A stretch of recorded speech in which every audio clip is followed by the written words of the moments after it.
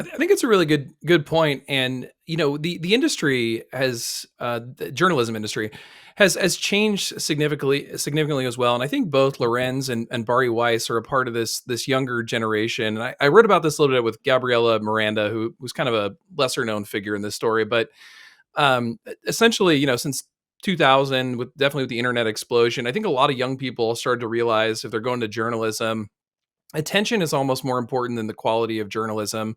And you see this with folks like Jason Blair, who made a career out of lying, Stephen Glass, and then Gabriella Miranda more recently. But I think Bari Weiss is part of that trajectory. She's really kind of performatively rose to the top. She made a name for herself by being against cancel culture, ignoring the fact that when she was in college, she led an effort to cancel professors who were Yeah. critical of Israel.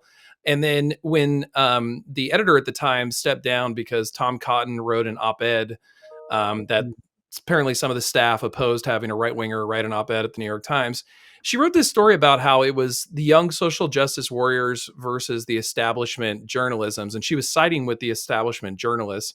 But Taylor Lorenz, of all people, who was working at the Times, wrote an article saying that's just simply not true. It was generationally mixed. There were people on, both sides, young and old, supporting it. And now, Bari Weiss has continued to lead this kind of performance up to now CBS, which, was a very coveted position in the industry. Yeah. So, I mean, what do you kind of make about that, about this, personality brand versus actual journalism kind of rising to the top in this era? Well, we were just alluding to that with the embrace of the influencer, right? Many of our students, 18, 20 years old, this is the culture they've grown up in. This is what they know. A lot of them, even some of the ones that are in majors in journalism, talk about being influencers. And I mean, look, journalists have always been in positions to influence the public. But the kind of influencing that we're seeing, we'll use Weiss as an example. We could use Pakman as an example on the sort of Team Blue, progressive except for Palestine crowd. But the thing with Weiss, no journalist worth their salt would boast about a history of trying to cancel professors and cancel certain positions and viewpoints. I mean, and the great irony there is that Weiss, those people masqueraded as the great anti-cancel culture people in the journalistic space. I mean, trying to choke back the laughter here, but it's just an absurd claim. And it's like we see in many, quote, influencers. Their reputations are based oftentimes on presentation, on surface matters, on gotcha moments, right? They're rarely based on long form investigative reporting over long periods of time that build towards any credence or public respect for reasons of having trust in them. Weiss's background, and again, I read the Free Press, and I don't, there's some decent perspectives and things there that I think we should be looking at and considering, debating, even if even debating against, right?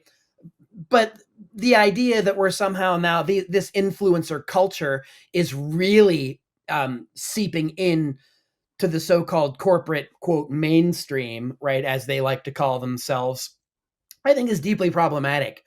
It's just more of the same kind of bias problems that we see in corporate media being exacerbated by a younger generation that claim they didn't trust it, but now they're replacing it with kind of their own shell game, right? And their own pretenses and their own brands. I mean, the fact that I have young people in classes talking about brands and influencing versus content, right? Or that brand is as important as content and integrity, is a little bit alarming to me.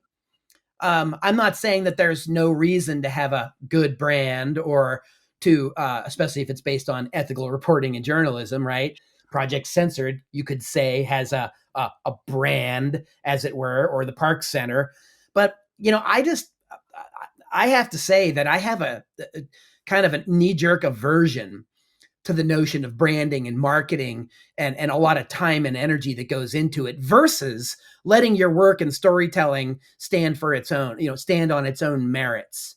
And I think that a lot of the drama that gets created around the influencer culture seeping into the journalistic space, like we're talking about here, and other shows too, like The Breakfast Club and Midas Touch and, that kind of stuff, right?